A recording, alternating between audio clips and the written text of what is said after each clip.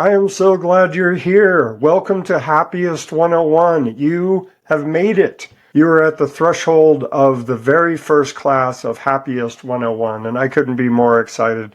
I have so much to share with you. I do want to clue you in on how this is all going to work, because this is a class. And the hope is that you take the class 1 week at a time. It's not meant to be binge watched, because there is just too much information, and there is a ton of home opportunities. We don't like the word homework. So ton of home opportunities in between for you to learn, for you to practice, because actually doing is really, really important. If you don't do the activities in between the classes, at the end of the 8 weeks, you'll just be a lot smarter about happiness, but you won't actually be happier. So I am Frank Clayton. I'm a fully licensed therapist, and I have been teaching a class on happiness based on the scientifically proven methods of positive psychology for now 16 years. I can't believe it's been that long. And it's been such a privilege, such an amazing experience to watch people over that 8 weeks get better. And that isn't just because they seem to be happier. We actually have been testing our students every single week, and with self-assessment instruments to watch them get happier over the time. So that is now what I'm bringing to you. And so I'm going to read you a little blurb from what we offer as part of this Happiness 101 class. So how about how to turn your PTSD into post-traumatic growth, the myths of happiness, the happiness set point, why you're not happy, what happiness is and what it is not, how and why you might be sabotaging your happiness, thinking errors, happiness habits, the paradox of choice, the hows of happiness, and then I think I just got tired of writing bullet points, so here's like a little paragraph. Also, how exercise, sleep, social connection, money, beauty, the self-help movement, fame, the brain, American culture, religion, marriage, antidepressants, anxiety, smiling, and meditation, and how they relate to happiness. So that is just a snippet of what you're going to be getting out of this class. But I want to give you fair warning, as I did in the intro, that this is going to be a lot of work. I've had people say that this is on par with the master's level college class. So you're going to learn a ton, and you're going to, not only you, but your family. I just have so much to share. So I wanted to give you a little bit of information about how to take the class. And one of the things that my hope is that you'll come in at a high state of willingness as to willfulness. I mean, if you sit there and just fold your arms and say, nobody's going to change me, nobody's going to make me happier, you're absolutely right. There's an old joke. How many therapists does it take to change a light bulb? Just one. But the light bulb has to really want to change. And so, yeah, I know it's kind of corny and everything, but it's also true. I can't change you. I can't make you happy, but I can give you the information so that you can help yourself to be happier. And so you're going to be given information so that you can tailor make a program for yourself to be long-lastingly happier, and also, maybe most importantly, is how to make it stick. Because if you're like most people, you probably know how to create a happiness boost, how to give yourself a little bit of a boost of happiness. But how do you make yourself long-lastingly happier? And that's really part of it.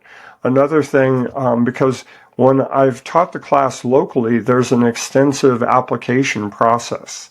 And so I ask people like all kinds of questions, and really am trying to gauge their state of readiness to take the class, but also their willingness to take the class. So one of the things that I would suggest is that if you're going through anything particularly terrible right now, such as maybe somebody close to you passed away, or you're in the middle of getting a divorce, you might consider hold off on taking the class until things are a little bit better, because in my experience, what happens is if you are really struggling significantly with something right at this particular moment, you won't be able to give the class your full attention, and then you won't be able to get the most out of it. And if you're going to be spending your time doing this, I do want you to get the most out of it. So that's something to take into consideration. Also, there is a syllabus. I have the printed syllabus right here. You have access to that, and it is 20 pages long. As I said, there is a lot to this. And so as part of that, there are weekly suggestions and assignments and videos that you watch, but also, as I mentioned before, about what to actually be doing as far as your activities to help yourself to be long-lastingly happier. Another big suggestion, please take this when you're sober. Just saying. Okay, let's talk some more about the syllabus.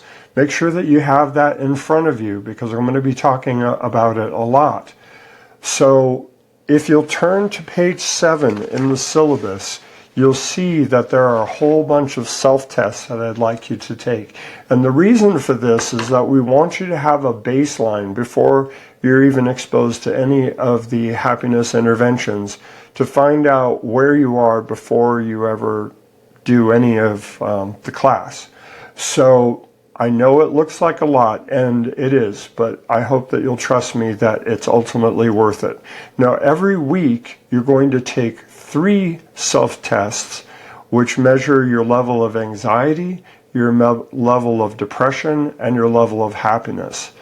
Now, if your level of depression is 26 or higher, that's saying that your level of depression is in the severe category, and I would like you to consider seeing a professional for some help.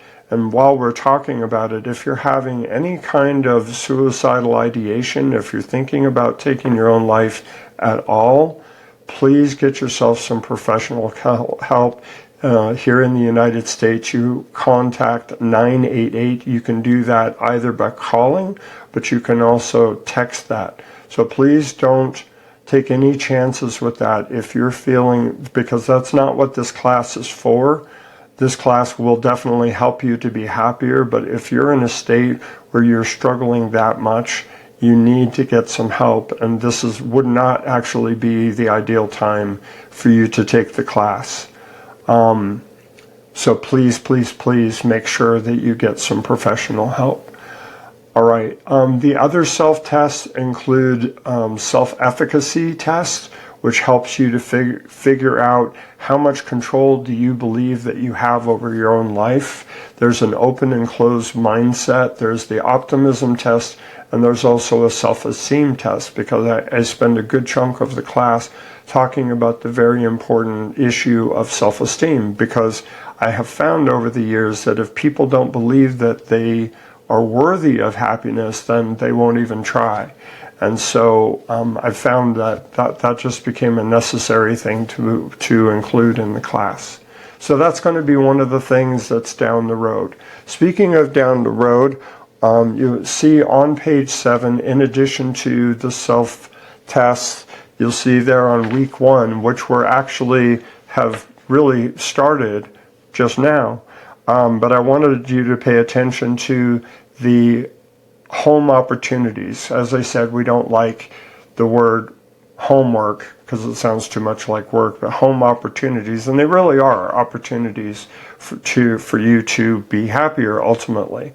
So I just wanted to point out that there are 2 kinds of home opportunities. There's the mandatory home opportunities, and there are the optional home opportunities. And of course, we know the reality is that you have that all of them are really optional. But I just wanted to emphasize more that the mandatory home opportunities are the ones that you really, if you're committed to your own level of happiness and that improving, please do the mandatory home opportunities. One of the very important tools in your syllabus or roadmap is called the Daily Happiness Journal. And I'm going to talk about the bullet points of that really quick, and then I'll go back and talk about positives. So your Daily Happiness Journal is very, very important. What I suggest that you do is you print it out and you just make one for each day that you're going to be taking the class. And it's so important because it's going to help keep you on the path. It's so easy when something happens and we get out of our daily routine that we deviate from it, and then the next thing you know, it's a thing of the past. So make it a daily habit. You might do it as part of maybe brushing your teeth every day, or maybe make it as part of your nighttime ritual, but do incorporate it into your daily life. This is a technique called habit stacking. So it's where you take a habit that you're already doing and you add another habit and you pair it so that when you do the first habit, you automatically start doing the second habit. So that's going to help you a lot. So at the top is an opportunity to write down your goals. Now, I don't believe in busy work. Once you have a really good goal, all you have to do is just, like, let's say your goal is, I'm going to work out 3 times a week for at least a half an hour for the next 2 months or something like that. You don't have to write all of that down. Just write down workout. Just kind of do the shorthand. But there's an opportunity there for you to write a long-term goal, a short-term goal, and then an optional, another short-term goal. And then we have the positives, and yes, I'm teasing this a little bit. It's very, very important to your happiness. The positives are 3 good things, but I'll talk about that. I'm not deliberately trying to just tease you along. Long story. Anyway, in addition to that, I'd also like to challenge you, and these are optionals, but you might consider, as part of your daily happiness journal, looking at your day and looking at something that was perceivably a bad thing, and then take a little bit of a step back and say, yes, it was a bad thing, but is there any possibility that there might have been some good things that came out of it?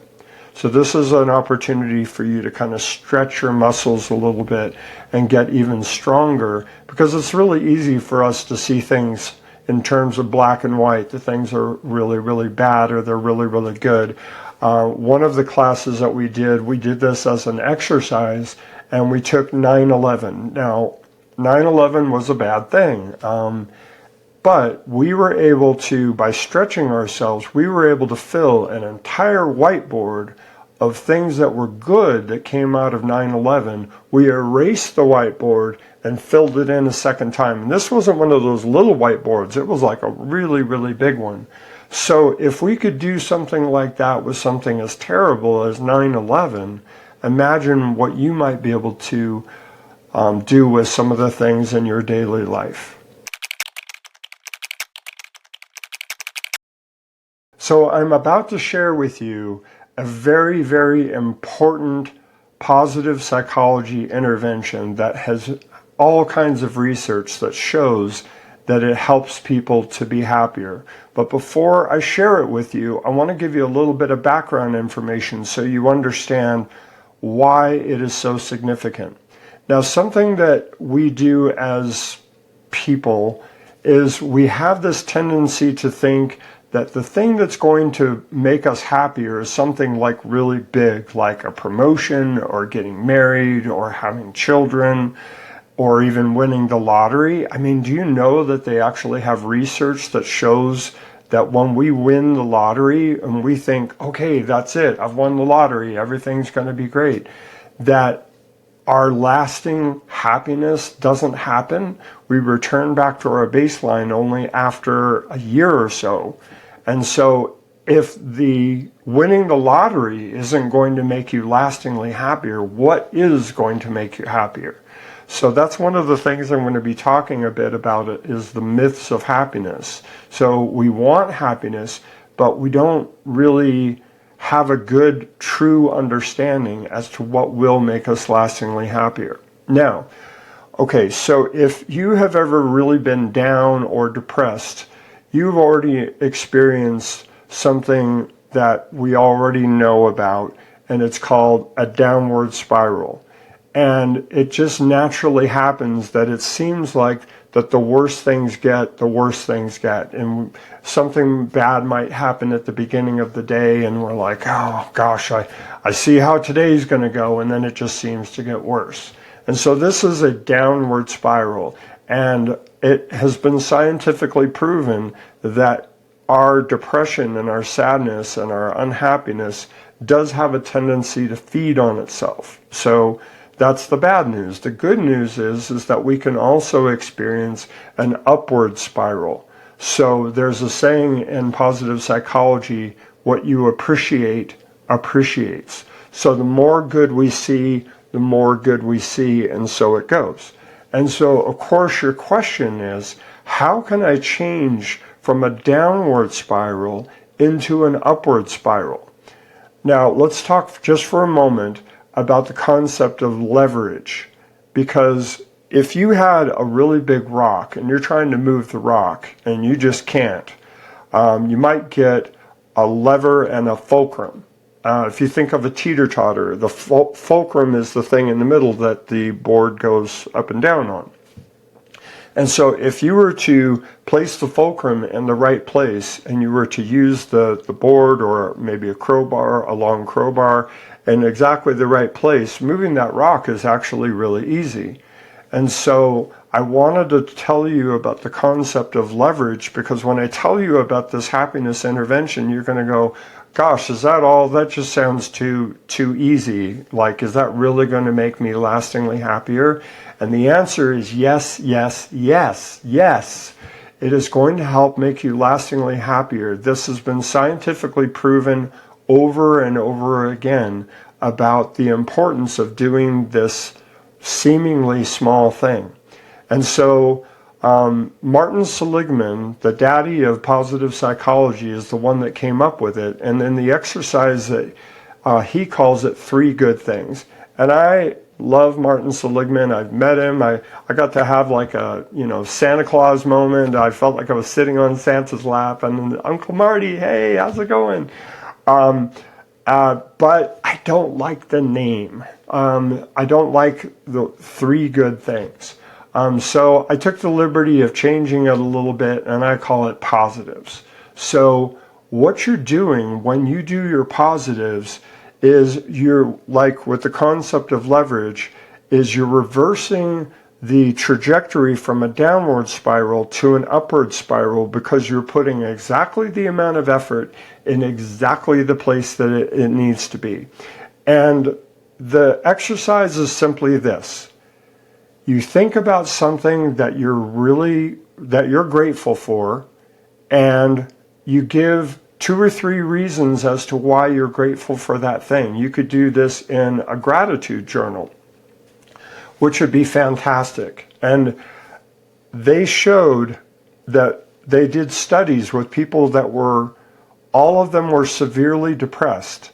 And they did this one thing, this one intervention. They spent a few minutes a day thinking about things that they're grateful for or appreciate.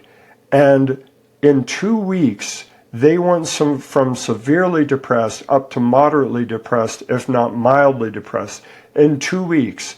That is absolutely a miracle. Now, in full disclosure, they didn't have a 100% success rate, but they had a 94% success rate. Now, if Las Vegas said, hey, you have a 94% chance of winning, I'm there, right? That is a chance that I'm willing to risk. Of course, and unlike going to Vegas, you're not actually putting any money in the one-armed bandit. You're actually just spending a little bit of your time. So now doing them as part of a gratitude journal is really great, and I highly encourage you to do that. But this is a nuance of this that, as the teacher of this class for 16 years, that I have learned, is that I have found it seems to be even more powerful when we share our positives with other people. And this is so profound, because what happens is that there's a synergy that happens, because as you're sharing your positives, your partner is also sharing their positives, and it might be about something that you have never even thought of. Because when you're doing your positives, it doesn't need to be anything big. In fact, it could be something quite small, and it doesn't necessarily have to be anything to do with you personally. It doesn't have to be like, oh, I got the best sales today, or I got on the leaderboard today. It could be something like, I'm grateful for grass, or I'm grateful for lint. Like, lint, like really? Like that might be one that my partner would share with me and say, and I'd be like, lint? Really? Like you're grateful for lint? Why should you be grateful for lint? And as they're sharing that with me, I'd be like, never really thought about that. I guess, yeah. I had one of my students share that she was grateful for doing housework. And I was like, really? Housework? I don't like doing housework. But I asked her to, share that with me. And she said, when I'm doing housework, it's like telling my children and my grandchildren, I love you. It's a way that I'm expressing my love for them because I want my home to be happy and safe for them to come and play and enjoy. And so I still don't like doing housework, but it gave me a different perspective of housework because she shared that with me. And so I see this happen all the time. The other benefit of this is that there's an accountability when you're doing your positives with other people, so there's a much better chance that you're going to continue doing it. And I found that we were talking about habit stacking before, that they will do this as part of like maybe their evening meal when they all sit down at the table for dinner, that they could say, hey, what are your positives for today? So some great conversation. But also you can do it as part of your nighttime ritual, maybe with your kids. And so what's really fantastic about this, and one of the things that really drives me to keep teaching this class and what's bringing it to you, is because that they found that when one person becomes happier, that it has a chance of affecting up to 1,000 people. This was through the Framingham Heart Study, and absolutely amazing. So it isn't just one person becoming happier. I think being happy is almost a community service, right? And so you can do your positives with your children as part of their evening ritual, and it's helping them to be happier, but also, and maybe more importantly, during troubled times, is that it can help them to be more resilient. And even a 3-year-old can be your accountability partner. It's like, Mommy, we can't go to sleep. We haven't done our positives yet. And so if you care about being long-lastingly happier, please, please, please do this as an intervention. And as I mentioned, we have a Happiness 101 group on Facebook where you can find a happiness buddy. So this is an ideal activity for you to do with your partner. Even if that's the only thing that you did with your happiness buddy, you have a 94% chance of becoming happier. And of course, you're also helping them to potentially be happier as well. All right, let's talk about goals. Goals are incredibly important. I heard once that a goal not written down is just a wish, which is why we have the daily happiness journal. I found in my experience that when people did not write down their goal, they'd come back the following week and I'd say, hey, how'd you do on your goal? And they'd be like, did I make a goal? What are you talking about? So they would completely forget. And of course, how good are you going to do on a goal if you don't even remember doing it? So by doing your goals and keeping track of them on your daily happiness journal will help keep you on the path. So let's talk about how to make a good goal. So if you make a goal that just says, I want to be happier, well, that's great as in concept, but it's too vague. And how would we know if you ever crossed the finish line? It's like, okay, you want to be happier. How would we know? How do I give you a high five when you cross the finish line? Well, there wasn't really a finish line because it's too vague. So we need to help you make a good goal. Now, in the How of Happiness, she's going to be talking about goals, and that's going to be a part of your first reading for this week is goals. And she specifically is having an eye toward whether a goal is intrinsic or extrinsic. That's going to be very important. And I'm going to let her go ahead in the book teach you about that part of it. I don't like redundancy or busy work, so I'll let her do her magic on you from the pages of the book. But I do want to talk to you about SMART goals. Maybe you've heard of SMART goals, maybe you haven't. So SMART is an acronym for how to make a good goal. So the S stands for specific. Now, when I was saying that in concept, you wanting to be happier is great, but it's too vague. So the S is going to make it more specific. Now, if you were to say, I want to be happier, you could use what's called a Likert scale. You might not know the name Likert, but everybody has heard of on a scale from 1 to 10. So on a scale from 1 to 10, how happy are you now? And then how happy do you want to be? So if, let's say, your happiness by your gut feeling about where your happiness is right now, if you're at a 3 and you say, well, I'd like to be at a 6, now you've taken something that is vague and you were able to make it more specific. So the M in our SMART goal stands for measurable. So by using that Likert scale, it could take something that isn't measurable and make it measurable. So very, very specific and measurable. Does it have that as a component? All right, just moving on. Is it achievable? This is very important because if you're making a goal that isn't achievable or you don't think that it's achievable, what's the point? So I'm a really big fan of very, very reasonable goals, very easy goals. Because in our brain, when something is too hard, we just don't really bother with it. So I'll give you a good example of this. I had a goal to get out in my yard and work for 20 minutes a day. And that was like the one thing on my list that never got done. And so I changed it to make it so it was only 5 minutes a day. And what was really interesting about this is not only did I start doing it, but I would often spend a lot more than just 5 minutes in the yard, because while I'm out there, I'd say, oh yeah, there was that other thing. Oh, I'll do this while I'm here. And I look around and the next thing I know, I had spent 15 or even 20 minutes out in the yard. So make it achievable. Another thing I want to mention about it being achievable is a lot of times people's New Year's resolutions is to lose weight. And that's fantastic. Is it achievable?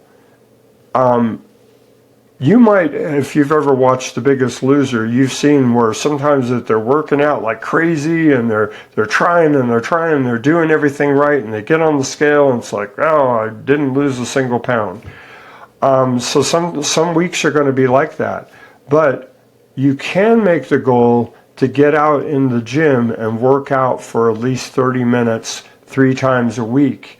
So now that is very much achievable, and the outcome of that, which you may or may not have direct control of, you've resolved that by doing an activity that will get you where you want to go, but the actual goal is to work out. So, all right, moving on. We want your goal to be relevant. The R stands for relevant. And this goes back to what I was saying before about intrinsic versus extrinsic goals. When we talk about it being relevant, what we mean is that we want it to be something that is important to you. If it's a goal, but it's something that you don't really care about, or it doesn't have some sort of an impact on your own life, then why are you even bothering to make the goal? So it needs to be something that is important or relevant to you. And then the T stands for some sort of a time measurement. This goes back to me wanting to give you a high five. If we don't have some sort of a time measurement, then it just kind of can limp on and on and on, and we don't really have an end to it.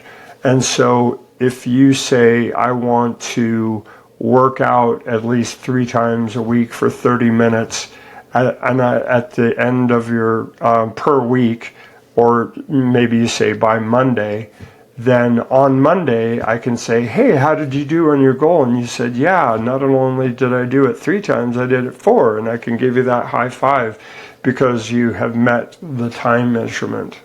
So there is a lot more about goals in the book, so make sure that you read that. I would recommend if you're doing the mandatory home opportunity, it's just a limited number of pages, but I really suggest that you read that whole section to get the most out of the very important issue of making good goals.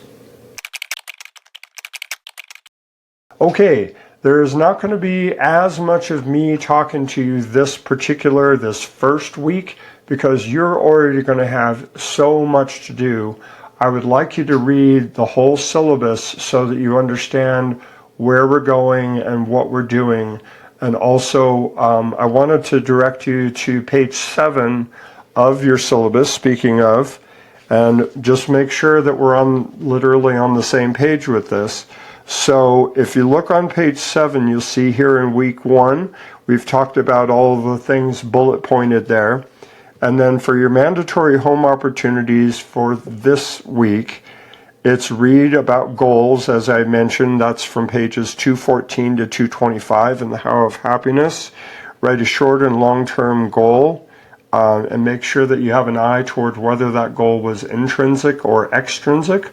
The reading will help you to be able to differentiate the two of those. And then watch Dan Gilbert's video. It's called The Surprising Science of Happiness. Love, love, love Uncle Dan. He is fantastic. Can't get enough of Uncle Dan. He has this sarcastic edge to him that I just love. And then your optional home opportunities for this week is to read all of page 8, chapter 8, rather than just pages 214 through 225. And then you can also read the foreword and the postscript if you like. I definitely recommend you read the postscript if you are struggling with depression. Also, to go to that Facebook group and find yourself a happiness buddy. Also, I wanted to mention, and this is in your syllabus, but what's going to be coming up when I do class number 2 is I'll be covering, these are going to be more about the barriers to your happiness. So I'll be talking about what happiness is and what it is not. We'll be talking about being happy versus happier. Also, whether you even believe that you can be happier, and the different flavors of happiness. So that is what's going to be coming up. Please make sure that you go to the Facebook group page. Welcome to Happiness 101. I'm so glad that you're here.